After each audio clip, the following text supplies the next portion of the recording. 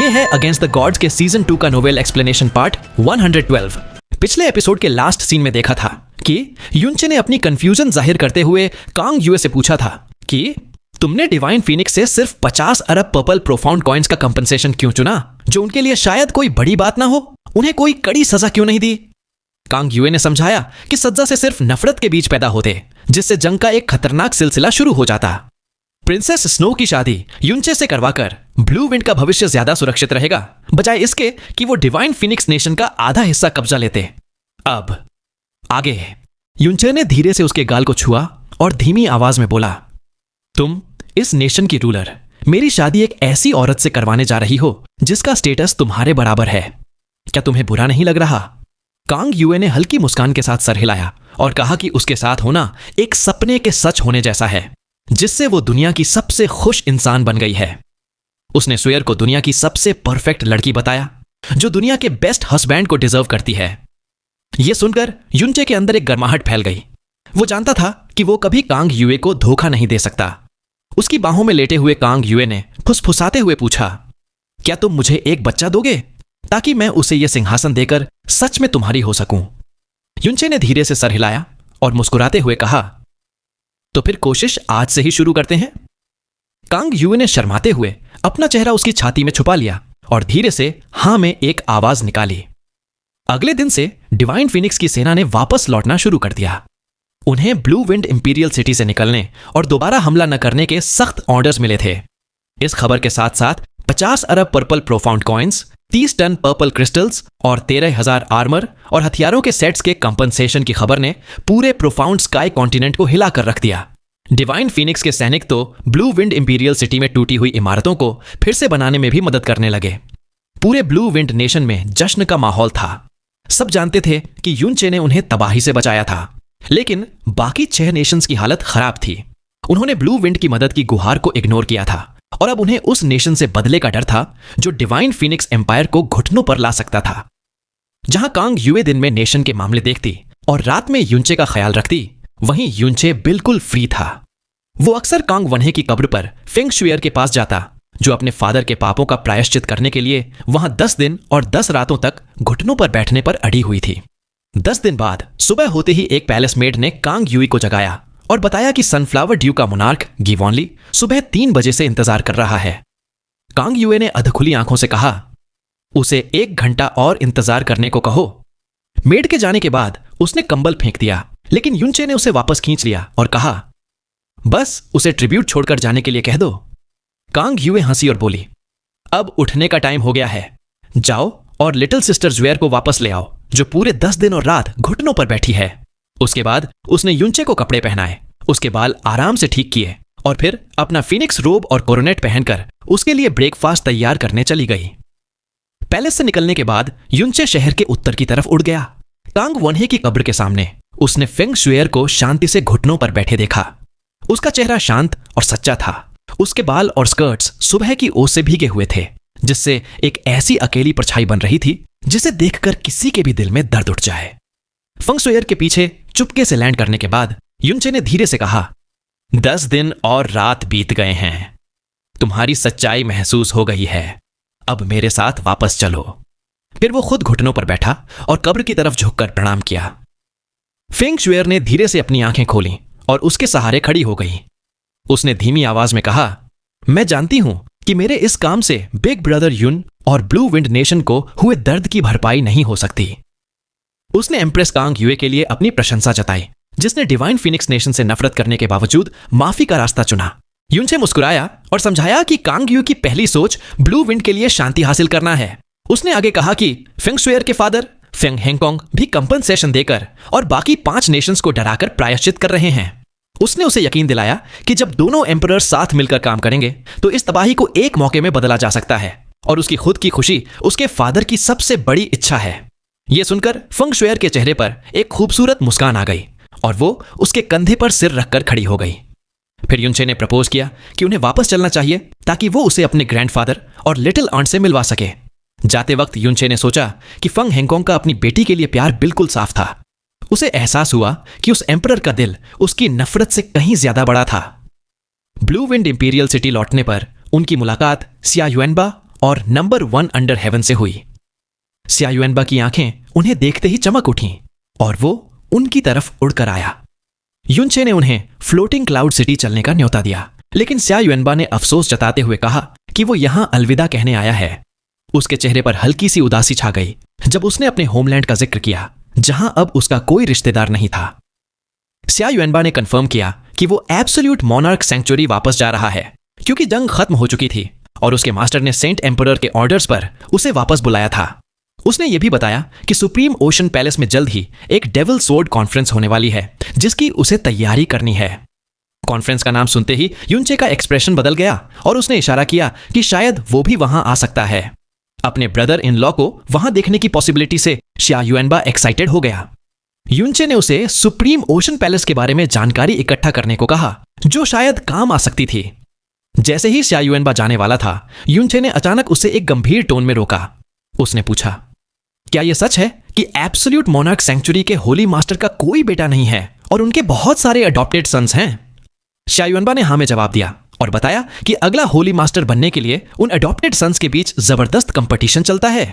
फिर युनचे ने पूछा, और क्या यह भी सच है कि सिर्फ सेंट एम्परर ही हेवनली सेक्रेड डिवाइन आर्क को चला सकता है? जब स्या युएनबा ने फिर से सर हिलाया तो युनचे ने उसे गंभीरता से चेतावनी दी, सेंट एम्परर के अडॉप्टेड सन्स से बचकर रहना। इसके पीछे का मतलब समझकर स्या युएनबा ने गंभीरता से सर हिलाया और अपने ब्रदर इन लॉ को भरोसा दिलाया कि अब वो वही इंसान नहीं है जिसे प्रोटेक्शन की जरूरत थी।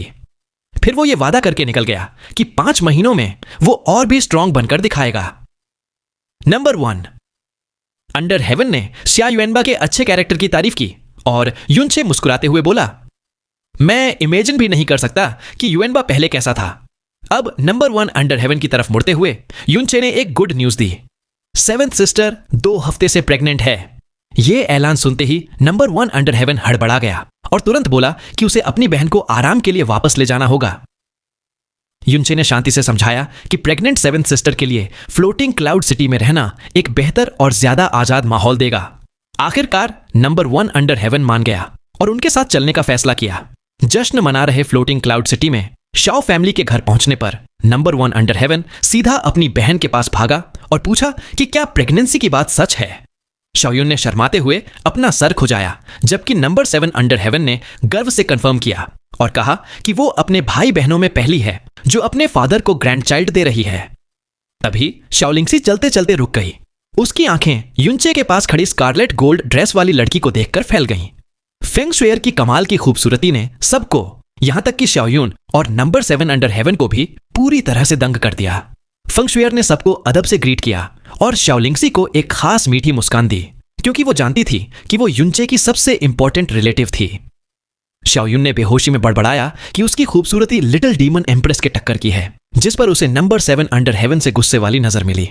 शाओलिंगसी चुपचाप युनचे के पास गई और उसकी उंगलियां कसकर पकड़ लीं। उसने अपने गाल फुलाए और डिमांड की, तुम और ये प्रोफाउंड स्काई की नंबर 1 ब्यूटी के बीच क्या चल रहा है, सब बताओ। युनचे ने धीरे से जवाब दिया कि मामला थोड़ा कॉम्प्लिकेटेड है और उसे छेड़ते हुए पूछा, कहीं तुम जेलस तो नहीं हो रही? शाओलिंगसी ने तुरंत पलटकर जवाब दिया, हां, हो रही हूं जेलस, और उसे चुटकी काटकर मुंह फेर लिया। उसे उस फ्लॉलेस प्रिंसेस स्नो से पहली बार इतना बड़ा खतरा महसूस हो रहा था। अचानक युनचे की आईब्रो तनी हुई और उसकी नजर तेजी से उत्तर की तरफ गई। उसने शाओलिंगसी से पूछा, क्या तुमने हाल ही में फेन जुएचेन को देखा है? उसने ना में सर हिलाया और उसके चेहरे पर उनके बीच होने वाली बैटल को लेकर चिंता आ गई, जो 2.5 महीनों में होनी थी। युनचे ने उसे आराम से तसल्ली दी और वादा किया कि वो बिल्कुल सेफ रहेगा। फिर उसने बताया कि वो कुछ दिन घर पर रुकेगा और उसके बाद शुएर को फ्रोजन क्लाउड एसगार्ड ले जाएगा। ऐसा सोचते हुए उसके दिमाग में लंबे समय से खोई हुई चू युचान का ख्याल आया। 4 दिन बाद युनचे डिवाइन फिनिक्स सिटी पहुंचा। उसने एक मामूली सा भेस बदला और ब्लैक मून मर्चेंट गिल्ड में घुस गया। जैसे ही वो 7वें फ्लोर पर पहुंचा, जीजी की आवाज गूंजी, जिसने उसका स्वागत किया। बिना बैठे युनचे सीधे मुद्दे पर आया और बोला, 15 दिन बीत चुके हैं और सीनियर जाई जरूर जानते होंगे कि मैं यहां क्यों आया हूं। जीजी हल्के से मुस्कुराया और अपना हाथ आगे बढ़ाकर 3 पर्पल स्पेशल रिंग्स युनचे की तरफ धकेल दिए। फिर उसने बिना गलती किए अंदर का सामान बताया। 45,000 kilogram purgatory stone, 150 kilogram flaming devil vines, 6000 rakshasa heart destroying fruits और बाकी के सारे 49 मटेरियल्स जो तुमने मांगे थे। युनचे को उस पर पूरा भरोसा था, इसलिए उसने बिना चेक किए रिंग्स ले ली और बाकी के 4 मिलियन पर्पल प्रोफाउंड कॉइन्स पे कर दिए, जिससे उसके सारे पैसे खत्म हो गए। युनचे को देखते हुए जीजी ने उसकी तारीफ की और कहा, मैं सच में शॉक्ड हूं कि तुमने अकेले ही डिवाइन फिनिक्स सेक्ट को ऐसी हालत में ला दिया। तुम्हारा नाम अब 4 ग्रेट सेक्रेड ग्राउंड्स में भी जाना जाता है। युनचे ने विनम्रता से जवाब दिया कि जीजी ज्यादा तारीफ कर रहे हैं और जल्दी से टॉपिक बदल दिया। उसने कहा, मेरे पास एक और काम है जो सिर्फ ब्लैक मून मर्चेंट गिल्ड ही कर सकती है। युनचे ने गंभीरता से हाई लेवल प्रोफाउंड बीस्ट के 3 प्रोफाउंड कोर्स मांगे, प्रेफरेबली सॉवरेन प्रोफाउंड रेल्म के। जीजी थोड़ा हिचकिचाया और समझाया कि सॉवरेन प्रोफाउंड बीस्ट बहुत रेयर होते हैं और उनके कोर्स अनमोल खजाने होते हैं जिन्हें ब्लैक मून मर्चेंट गिल्ड के लिए भी ढूंढना मुश्किल है। इसके जवाब में युनचे ने 3 चमकते हुए ओवरलॉर्ड पिल्स निकाले और उन्हें 3 कंप्लीट सॉवरेन प्रोफाउंड कोर्स के बदले ऑफर किया। जीजी की आंखें चमक उठीं। वो जानता था कि हर एक पैलेट एक यंग टैलेंट को डेवलप कर सकता है, जिसका असर सिर्फ एक प्रोफाउंड कोर रखने से कहीं ज्यादा था। वो तुरंत मुस्कुराया और अपनी पूरी कोशिश करने के लिए मान गया। युनचे ने प्रपोज किया कि वो 4.5 महीनों में डेविल सोर्ड कॉन्फ्रेंस में एक्सचेंज करेंगे। जीजी ने हां में सर हिलाया और वहां आने की कंफर्म दी। फिर उसने सुझाव दिया कि जो 10 पैलेट्स युनचे ने पहले उनके पास रखे थे, उन्हें भी उसी कॉन्फ्रेंस में ऑक्शन करना चाहिए जहां कॉन्टिनेंट के सबसे पावरफुल लोग जमा होंगे। युनचे ने चुपचाप इस पर सोचा और फिर मान गया। जब उनका काम हो गया तो युनचे जाने के लिए मुड़ा, लेकिन सिर्फ 3 कदम बाद जीजी की गहरी आवाज उसके पीछे से आई, क्या तुमने कभी इल्यूजरी डीमन रेल्म और उनकी 12 गार्डियन फैमिलीज के बारे में सुना है? युनचे रुक गया और पलटा। उसने जवाब दिया कि उसने हल्का फुल्का सुना है और पूछा कि जीजी ये क्यों पूछ रहे हैं। एक मुस्कान के साथ जीजी ने अपनी चाय पीते हुए इसे बस एक मामूली सा सवाल कहकर टाल दिया। ब्लैक मून मर्चेंट गिल्ड से निकलने के बाद युनचे का चेहरा तुरंत गंभीर हो गया। वो कुछ पल चुपचाप खड़ा रहा और फिर अपना प्राइमोर्डियल प्रोफाउंड आर्क बुलाकर फ्लोटिंग क्लाउड सिटी वापस लौट गया।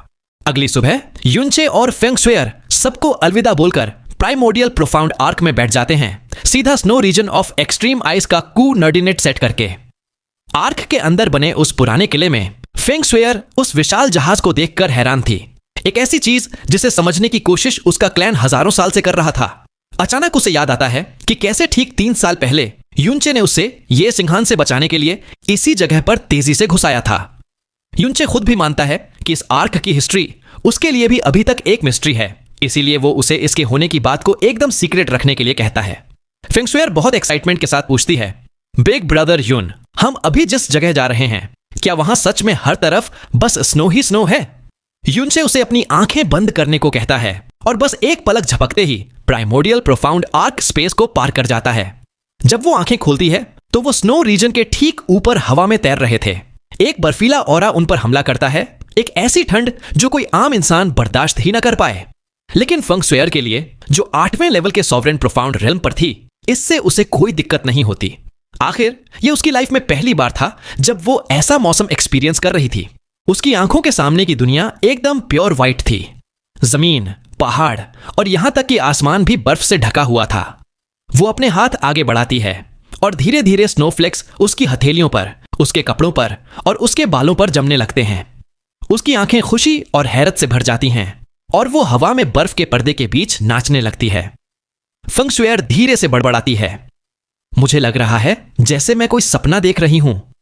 कभी सोचा नहीं था कि इस धरती पर ऐसी कमाल की जगह सच में मौजूद होगी। वो एकदम खुशी से चीख पड़ती है, गिरती हुई बर्फ के बीच हवा में तैरते हुए। अपने स्नो फिनिक्स बीस्ट को बुलाकर वो आसमान में और ऊपर उड़ जाती है और उसकी हंसी हवा के साथ दूर तक सुनाई देती है। युनचे बस उसे देखता रहता है और सोचता है कि पूरे प्रोफाउंड स्काई कॉन्टिनेंट में इससे खूबसूरत नजारा और कोई हो ही नहीं सकता। जैसे ही वो इस सफर के बारे में सोच रहा था, तभी जैस्मिन की आवाज उसके ख्यालों को बीच में ही काट देती है। जैस्मिन ठंडी आवाज में बोलती है, देख लेना, किसी न किसी दिन तुम सच में एक औरत के चक्कर में ही मरोगे। फिर अचानक उसकी आवाज बहुत धीमी और दूर से आती हुई लगती है। वो बड़बड़ाती है, बिल्कुल बिग ब्रदर की तरह। यह सुनकर युनचे एकदम स्टन हो जाता है और उसके भाई के बारे में पूछता है। जैस्मिन का ऑरा एकदम से भटक जाता है, लेकिन वो कुछ भी बोलने से साफ मना कर देती है। युनचे उसे समझाने की कोशिश करता है कि एक मर्द का इंस्टिंक्ट होता है अपनी पसंद की औरत को प्रोटेक्ट करना, लेकिन जैस्मिन की ठंडी डांट उसकी बात को बीच में ही काट देती है। अपना मुंह बंद रखो, मेरे बिग ब्रदर ने अपनी पूरी लाइफ में सिर्फ एक ही औरत से प्यार किया था। वो तुम्हारी तरह बिल्कुल नहीं है, एक बेवकूफ लेचर जो बस कोई भी औरत खूबसूरत हो तो उसके लिए अपनी जान दांव पर लगा देगा। युनचे बहुत ध्यान से पूछता है कि क्या उसका भाई उस औरत को प्रोटेक्ट करते हुए मरा था जिससे वो प्यार करता था। यह सुनते ही एक खौफनाक किलिंग इंटेंट जैस्मिन के अंदर से निकलता है, एक ऐसी नफरत जो उसकी रूह में बस चुकी थी। उसकी आवाज में हल्की सी कंपी थी। वो आगे कहती है, बिग ब्रदर उसके लिए अपनी जान तक देने को तैयार थे, लेकिन उस औरत से बदले में उन्हें मिला तो सिर्फ जहरीले षड्यंत्र और मैनिपुलेशन। मैं इविल गॉड का इंडिस्ट्रक्टिबल ब्लड हासिल करने के लिए इतने बड़े रिस्क और इतनी बड़ी कीमत चुकाने को तैयार थी। उसका एक रीजन यह भी था ताकि मैं उस औरत को मार सकूं। यह सुनते ही युनचे शॉक में आ जाता है।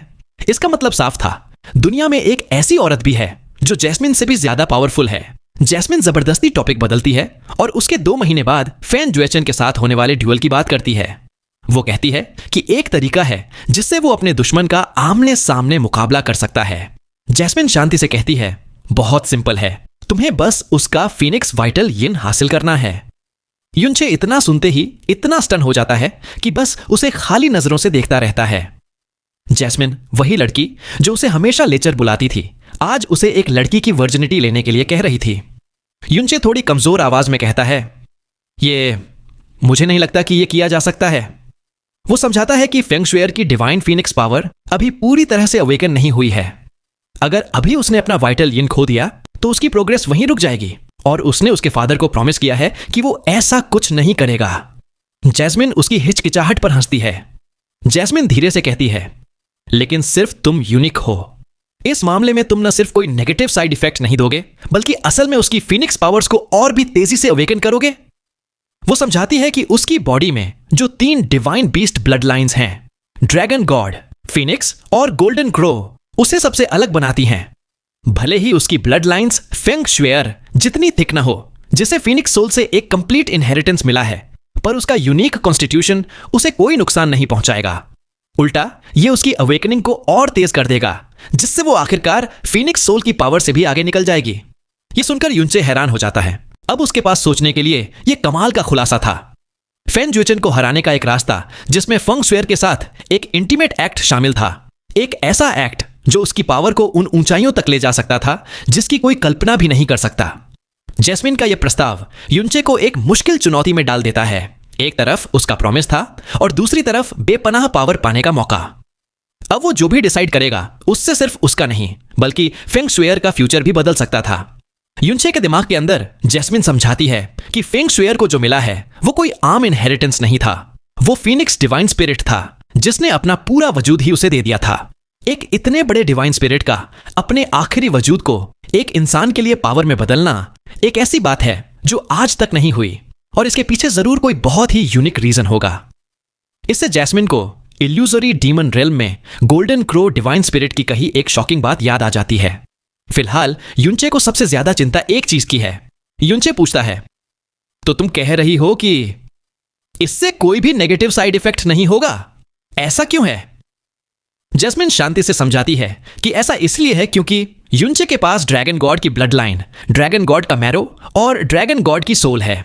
भले ही उसका इनहेरिटेंस फेंग शुएर से कम कंप्लीट है, लेकिन उसकी बॉडी को body of the dragon God माना जा सकता है, जो उसे फेंग शुएर की body of the Phoenix God के साथ एकदम परफेक्टली कंपैटिबल बनाता है। वो उसे याद दिलाती है कि कैसे 5 साल पहले उसके ड्रैगन गॉड वाइटल यांग ने चू युएचान की जान बचाई थी, उसकी बेकार हो चुकी प्रोफाउंड स्ट्रेंथ को हील किया था और यहां तक कि एक ब्रेक थ्रू भी करवाया था। इसके बाद जैस्मिन डिटेल में बताती है कि उनका मिलन दोनों के लिए कितना फायदेमंद होगा। फेंग शुएर अपनी body of the Phoenix God के साथ ड्यूअल कल्टीवेशन के लिए एक जबरदस्त ट्रेनिंग इंक्यूबेटर है। उसका फीनिक्स वाइटल यिन उसके पार्टनर की बॉडी, ब्लड लाइन और प्रोफाउंड स्ट्रेंथ को रिफाइन करेगा। साथ ही युनचे की body of the dragon God भी उतनी ही फायदेमंद है। भले ही उसके पास अब वाइटल यांग न हो, लेकिन उसकी ड्रैगन गॉड पावर का प्लेन फीनिक्स से कहीं ऊपर है। इससे उसकी पावर कंटेमिनेट नहीं होगी, बल्कि उसकी अवेकनिंग और तेज होगी और उसे एक स्ट्रॉन्गर फिजिक मिलेगा। जैस्मिन आखिर में कहती है कि अगर वो दोनों रेगुलरली इंटरकोर्स करें तो शायद युनचे की फीनिक्स फ्लेम्स उसकी ज्यादा पावरफुल गोल्डन क्रो फ्लेम्स से भी आगे निकल जाए। युनचे धीरे से बड़बड़ाता है, अच्छा तो मामला यह है। जैसे ही युनचे इस पूरी बात को प्रोसेस करता है, उसकी निगाहें एकदम तेज हो जाती हैं। जैस्मिन धीमी आवाज में पूछती है, क्या तुम फेंग शुएर को धोखा देने के तरीके सोच रहे हो ताकि तुम उसके साथ जो चाहे कर सको? युनचे तुरंत इनकार करते हुए कहता है, नहीं, मैं नहीं, बिल्कुल भी नहीं। शुएर एक मासूम और प्योर लड़की है, मैं भला ऐसा कैसे कर सकता हूं? जैस्मिन उस पर हंसती है। वो जानती थी कि उसे बेवकूफ नहीं बनाया जा सकता। वो पलटकर कहती है कि लिटिल डीमन एम्प्रेस उससे 10 गुना ज्यादा स्ट्रांग और 100 गुना ज्यादा एक्सपीरियंस्ड थी। फिर भी युनचे ने उसे नुकसान पहुंचा दिया। जैस्मिन आगे बोल नहीं पाती। उसे लफ्ज नहीं मिल रहे थे ये बताने के लिए कि कैसे युनचे की शिक्षा ने इल्यूजरी डीमन रेल्म की पावरफुल रूलर को इतना वांटन बना दिया था। यह याद करके ही उसका चेहरा लाल हो जाता है। उसे याद आता है कि कैसे उसने गुस्से में अपने ही सेंसेस को सील कर लिया था। युनचे उसे छेड़ते हुए कहता है, वैसे मैं उतना भी ग्रेट नहीं हूं जितना तुम बता रही हो। उदाहरण के लिए मेरी मास्टर जैस्मिन ने तो मुझे बस एक बार हग करने पर ही लगभग मार ही डाला था। जैस्मिन गुस्से में चिल्लाती है, निकल यहां से।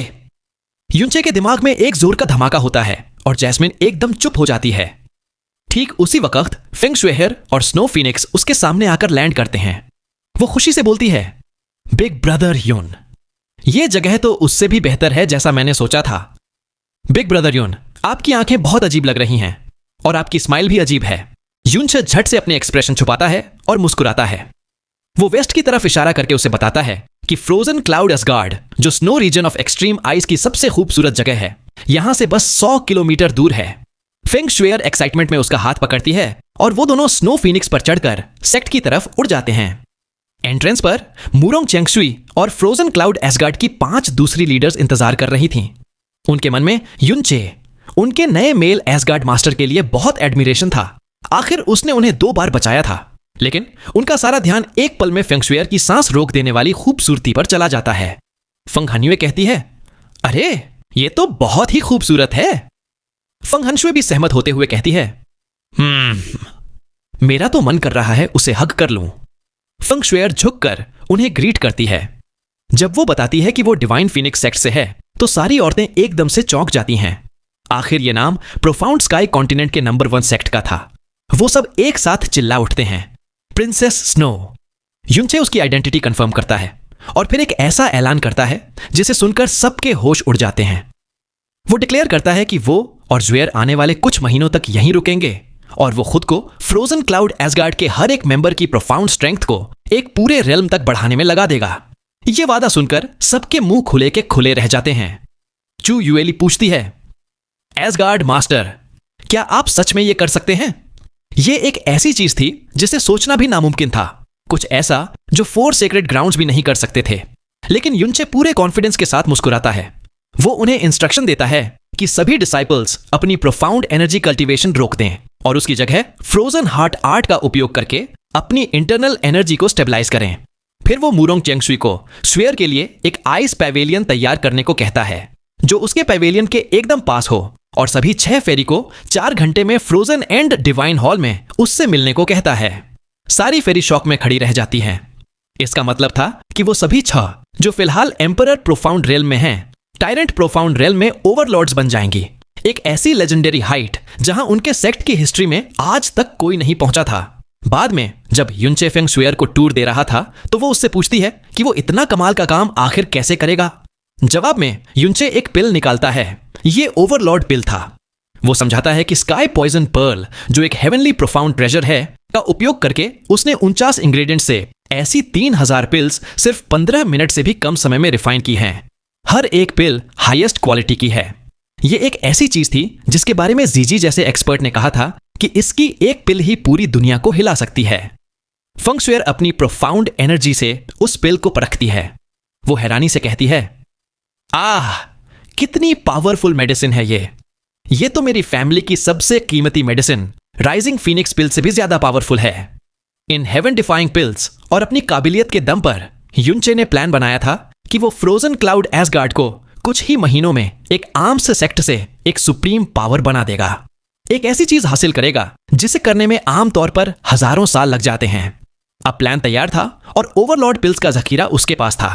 युनचे प्रोफाउंड स्काई कॉन्टिनेंट के नेचुरल ऑर्डर को तोड़ने के लिए एकदम रेडी था।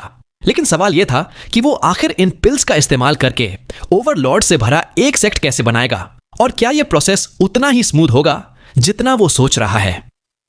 ज़्वेयर को फ्रोजन क्लाउड एसगार्ड के बर्फीले रास्तों से घुमाने के बाद युनचे उसे सीधा फ्रोजन एंड डिवाइन हॉल में ले गया। हॉल के अंदर मुरोंग चेंगसू और बाकी 5 चुनी हुई डिसाइपल्स पहले से ही इंतजार कर रही थीं। हॉल का मैन दरवाजा, जो सन मून डिवाइन हॉल के साथ हुई पिछली लड़ाई में टूट गया था, अब बंद नहीं हो सकता था। इसलिए युनचे का सबसे पहला काम था अपनी पूरी ताकत लगाकर एक शक्तिशाली प्रोफाउंड बैरियर खड़ा करना। आगे जो काम करना था उसके लिए पूरा फोकस चाहिए था, बिना किसी बाहरी दखलंदाजी के। मुरोंग चेंगसुए गंभीरता से कहती है, एसगार्ड मास्टर, हम तैयार हैं। युनचे ने हां में सर हिलाया।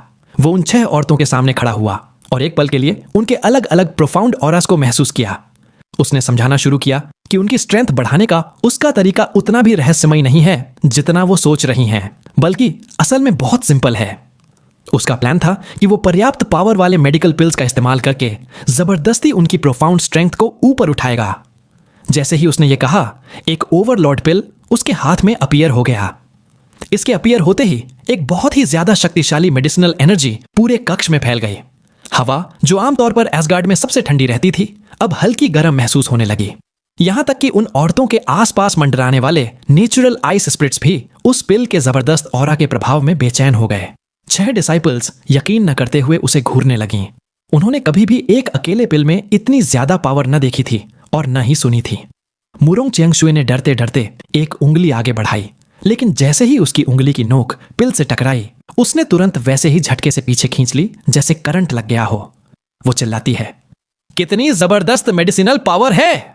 इस रिएक्शन ने बाकी सबकी हैरानी को और भी गहरा कर दिया। चू युएली पूछती है, एसगार्ड मास्टर, आखिर ये है क्या? युनचे ने बताया कि इसका नाम ओवरलॉर्ड पिल है, एक ऐसी चीज जो 49 तरह के बहुत ही वायलेंट और तेज इंग्रेडिएंट से रिफाइन की गई है। इसके अंदर एक बहुत ज्यादा कंडेंस्ड एनर्जी थी, जिसे अगर पूरी तरह से अब्सॉर्ब कर लिया जाए तो उनकी प्रोफाउंड स्ट्रेंथ एक ऐसी ऊंचाई तक पहुंच सकती है जिसका वो अंदाजा भी नहीं लगा सकती। लेकिन उसने एक सख्त चेतावनी भी दी। इस पिल का प्रमुख इस्तेमाल रेल्म के बॉटलनेक को तोड़ने के लिए है। इसकी पूरी पावर को जबरदस्ती अब्सॉर्ब करने की कोशिश करने पर मुरोंग चेंगसुई को भी गंभीर चोट लग सकती थी, जिसका कल्टीवेशन उनमें सबसे स्ट्रांग था।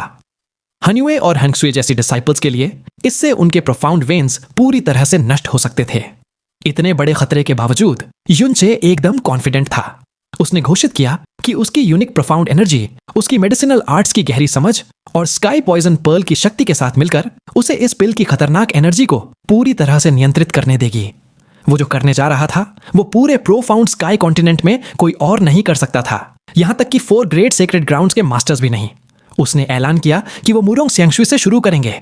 जैसे ही वो उसके सामने बैठी, युनचे ने 4 और ओवरलॉर्ड पिल्स निकाले और 5 उसके हाथों में रख दिए। उसने उसे निर्देश दिया कि वो उन सबको एक साथ निगल ले।